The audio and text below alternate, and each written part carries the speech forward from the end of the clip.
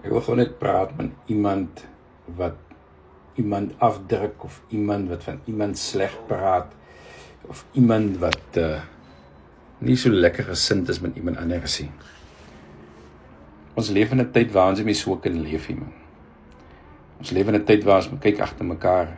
Ons leef in 'n tyd waar ons nie kan sê ek het die daai nodig nie. Ons leef in 'n tyd waar ek die wêreld se klomp geld kan hê, maar hy geld kan nie alles koop nie. Ons leef in 'n tyd waar ons vir mekaar moet bid, vir mekaar moet omgee, maar in dieselfde tyd leef ons nie reg met mekaar nie.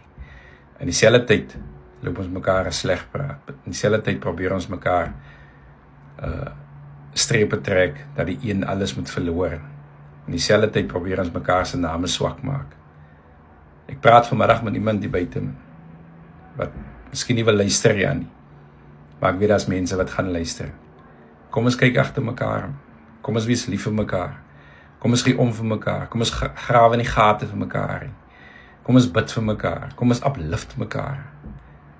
Kom ons wees 'n eenheid, ongeag kleur, ongeag ras, ongeag waarvandaan ons kom. Want maak nie saak die omstandighede nie, jy kan daar uitreis. En as jy daar uitgereis het, moenie vergeet waarvan jy kom nie, man.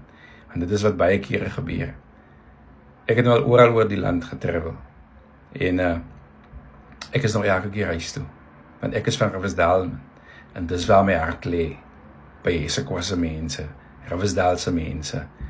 En ek kan nie vals wees nie, want dis die tipe mense wat ek is nie. So as ek 'n ding doen, doen ek dit uit 'n opregte hart, uit liefde vir ons mense.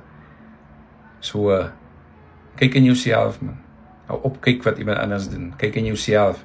As jy 'n ding doen, doen dit uit opregtheid, man. Wees net lief vir mekaar.